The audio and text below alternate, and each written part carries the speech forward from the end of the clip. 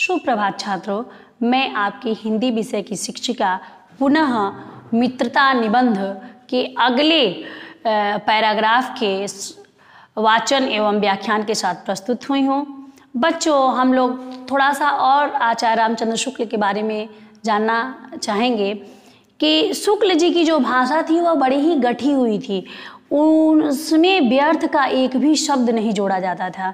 शुक्ल जी की जो भाषा थी वह बहुत ही गठी हुई थी। उन्होंने एक भी शब्द व्यर्थ का नहीं जोड़ा। कम से कम शब्दों में उन्होंने अधिक से अधिक बात कही।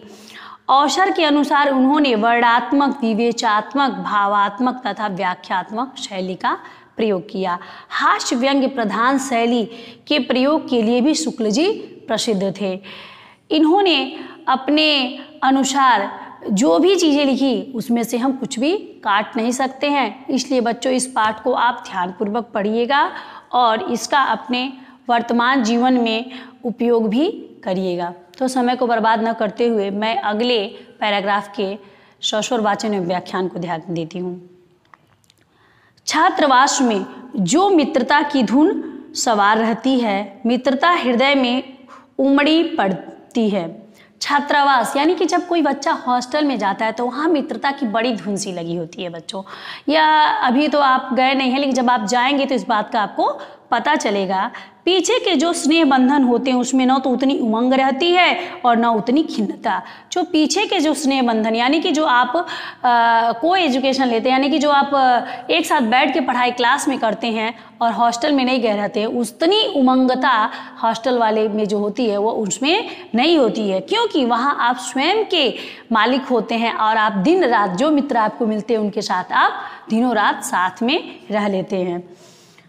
बाल मैत्री में जो मग्न करने वाला आनंद होता है, जो हृदय में बेधने वाली ईर्ष्या और खिन्नता होती है, वह और कहाँ। और बाल मैत्री में जब आप छोटे होते हैं तो आपके मन में जो आनंद होता है, जो आप छोटी छोटी चीज़ों पे बड़े खुश होते हैं, वह चीज़ बड़े होने पे नहीं होता है। जो हृदय में बेधने वाली ईर्ष्या खिन्नता होती है, आपके मन में एक हृदय में बेधने वाली ईर्ष्या भी होती है। यदि कोई बच्चा अच्छा खिलौना लेता है और आपके पास वो नहीं रहता है तो आपको उससे ईर्ष्या भी होती है कि मुझे काश वो खिलौना मिलता, और आप उसकी बारों बार शिकायत अपने माता पिता से करते हैं। वह और कहाँ, कैसी मधुरता और कैसी अनुरक्ति होती है, कैसा अपार विश्वास है, हृदय में कैसे कैसे उद्गार निकलते हैं, वर्तमान कैसा आनंदमय दिखाई पड़ता है। उस समय आपका मन कोरा कागज के समान होता है। यदि कोई मित्र आपसे कहता है कि कोई अनहोनी बात ही कहता है कि आसमान में हम उड़ सकते हैं, तो आप उस बातों को विश्वास कर लेते हैं। आपका मन कितना निर्मल और पवित्र होता है। और भविष्य के संबंध में कैसे लुभावने वाली कल्पनाएं मन में रहती हैं। और जब आप छोटे होते हो तो भविष्य में बनने के लिए बहुत सारे लुभावने स्वप्न होते हैं। आप सोचते हो, कोई कहता कौन हवाई जहाज़ उड़ाता है, तो पायलट। आप सोचते हो मैं पायलट बन जाऊंगा और मैं हवाई जहाज़ उड़ाऊंगा। ऐसे ऐसे उड़ान मन में आपके हमेशा होते रहते हैं। कितनी जल्दी बातें लगती हैं और कितनी जल्दी मनना मनाना होता है। आप मित्रों में थोड़े ही क्षण में आप किस तरीके से लड़ाई करते हो और फिर थोड़े ही क्षण में किस प्रकार आप दोनों में प्रेम हो जाता है, यह देखने योग्य होता है।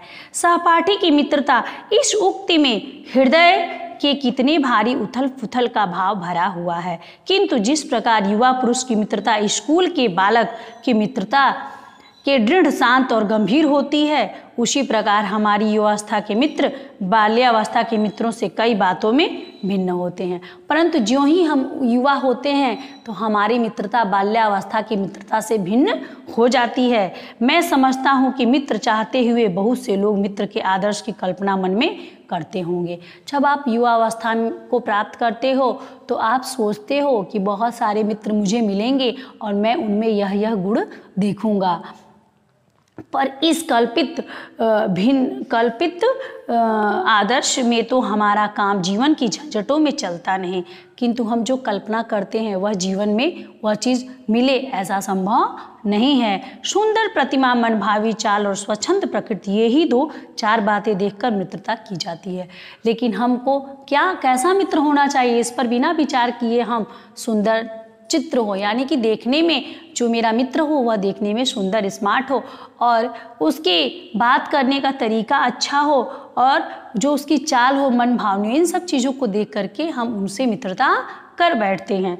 पर जीवन संग्राम में साथ देने वाले मित्रों में इनमें से कुछ अधिक बातें होनी चाहिए। परंतु हम जीवन संग्राम में यानी जीवन की लड़ाई में हमको लड़ने के लिए उससे अधिक गुण एक मित्र में होना चाहिए, क्योंकि मित्रता का प्रभाव हमारे वैचारिक जीवन और हमारे चारित्रिक जीवन पर भी पड़ता है। मित्र केवल उसे नहीं कहते जिसके गुणों की हम प्रशंसा करें पर जिससे हम स्नेह न कर सके। हम मित्र उन्हें नहीं कहते हैं जिनके हम गुणों की प्रशंसा करें, वह अच्छा करे बुरा करे और हम उसके गुणों की प्रशंसा करते रहें और उससे स्नेह न पा सके, और वह हमसे बार बार अपनी प्रशंसा कराए और हमको स्नेह न प्रदान करे, जिससे अपने छोटे छोटे काम तो हम निकलते जाएं पर भीतर ही भीतर घृणा करते रहें। जैसे कहने का तात्पर्य बच्चों यह है कि यदि कोई मित्र हमसे बहुत ज़्यादा पढ़ने में तेज है तो हम उससे पूछ करके अपने सवाल तो लगा सकते हैं, परंतु मेरे मन में कहीं ना कहीं एक घृणा भी आएगी कि ओह मैं उसके इतना अच्छा नहीं हूँ।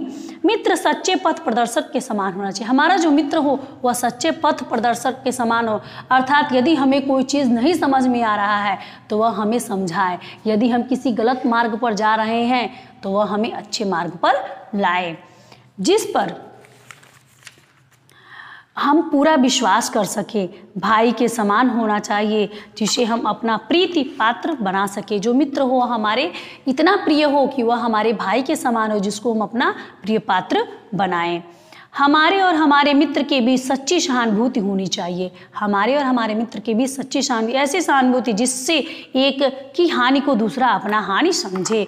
यह अक्सर हुआ करता है कि हमारा जो मित्र है उसके प्रति हम इतना विश्वास रखते हैं कि यदि हम दुखी हैं तो वह भी हमारे साथ दुखी होता है। ऐसा मित्र होना चाहिए। यह नहीं कि ऐसा मित्र हो कि जो हमें जब विपत्ति का समय आए तो वह हमें छोड़ दे और जब हमारा अच्छा समय आए तो वह हमारा साथ दे। तो इस प्रकार के मित्र का होना भी अच्छी बात नहीं है। मित्र के लिए यह आवश्यक नहीं कि दो मित्र एक ही प्रकार के कार्य करते हों, एक दूसरे में रुचि रखते हों। इसी प्रकार प्रकृति और आचरण का समानता भी आवश्यक या वांछनीय नहीं है। यह जरूरी नहीं है कि दो मित्र एक ही प्रकार के हों, एक अध्यापक का मित्र अध्यापक ही हो, यह कोई बात नहीं है।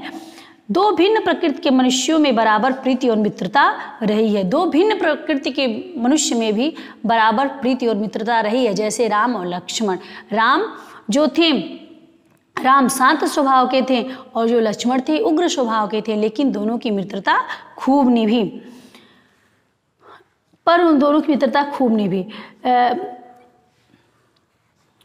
जो गुण हम में नहीं है वह चाहते हैं कि कोई ऐसा मित्र मिले जिसमें वह गुण हो। चिंतनशील मनुष्य प्रफुल्लित चित्त का साथ ढूंढता है, निर्बल बली का, धीर उत्साही का, उच्च आकांक्षा वाला। चंद्रगुप्त युक्ति के उपाय के लिए चाणक्य का मुंह ताकता था, नीति विशारद अकबर मन बहलाने के लिए बीरबल की ओर देखता था।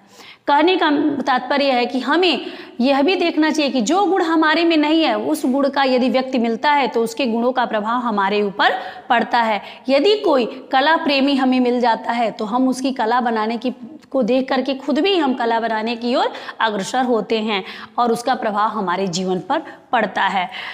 जो चाणक्य थे, चंद्रगुप्त मौर्य जो थे, वो अपनी युक्ति के लिए चाणक्य की ओर देखते थे। यदि चाणक्य का साथ नहीं होता तो चंद्रगुप्त का साम्राज्य उतना विशाल नहीं हो पाया रहता।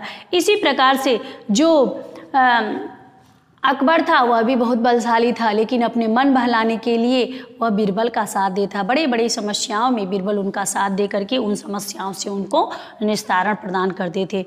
मित्र का कर्तव्य इस प्रकार बताया गया है कि उच्च और महान कार्यों में इस प्रकार सहायता देना, मन बनाना और साहस दिलाना कि तुम अपनी निज की सामर्थ्य के बाहर काम कर जाओ। मित्र का मतलब यह है कि वह हमें इतना साहस दे कि जैसे मान लीजिए यदि कोई बच्चा एक क्लास में फेल हो जाता है, असफल हो जाता है, तो वह मित्र कहे नहीं तुम्हारे में कोई दिक्कत नहीं है, तुम पुनः मेहनत करो और तुम इससे अच्छे अंक प्राप्त कर सकते हो। यानी मित्र हमें हमेशा उत्साहित करे, ना कि हतोत्साहित।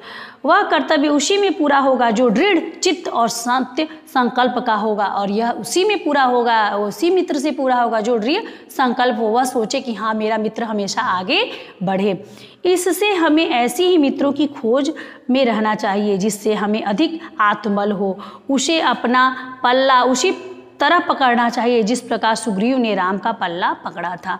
हमें इस प्रकार का मित्र मिलना चाहिए कि जो राम के समान हो, जिस प्रकार सुग्रीव ने राम का पल्ला पकड़ा और अपने खोए हुए राज्य को पुनः प्राप्त किया। मित्र तो प्रतिष्ठित और शुद्ध हृदय के हो, मृदुल और पुरुषार्थी हो, शिष्ट और सत्यनिष्ठ हो, जिससे हम अपने को उसके भरोसे पर छोड़ सके और यह विश्वास कर सके कि उससे किसी प्रकार का धोखा न होगा। मित्र हमें इस प्रकार का होना चाहिए कि जो पुरुषार्थी हो, अर्थात कर्तव्यनिष्ठ हो, अपने पुरुषार्थी हो, अपने कार्य को अच्छे तरीके से करता हो और सत्यनिष्ठ हो, सदा सत्य बोलने वाले हो, ना कि चापलूस हो कि जो हमें हमेशा परेशान करे। मतलब कहने का तात्पर्य है कि हमें चापलूस यानी कि चमचे वाला मित्र नहीं होना चाहिए जो हमारी झूठ मूठ की तारीफ करे। और हमें कहने का तात्पर्य है कि एक कटोरे में यदि चम्मच आप डाल देंगे तो उसके सारे सामान खत्म हो जाते। उसी प्रकार से यदि हमें चमचा टाइप का मित्र मिल गया तो वह हमें कभी भी गुणों में आगे नहीं बढ़ाएगा, वह हमारी हर एक चीज़ों को ख़त्म करेगा। अच्छा बच्चों, तो इस प्रकार से हम मित्रता के एक और पैराग्राफ का स्वस्वर वाचन एवं व्याख्यान खत्म किया। इसमें वर्णात्मक शैली है एवं विचारात्मक शैली है। बच्चों भाषा सरल सुबोध है। इस प्रकार बच्चों इस जो गद्य का खंड जो था इसका हमने अच्छे तरीके से आपको व्याख्यान बता दिया। अगले वीडियो में मैं पुनः आपको एक नए गद्य खंड के व्याख्यान के साथ प्रस्तुत होंगी। तब तक के लिए धन्यवाद, साधुवाद।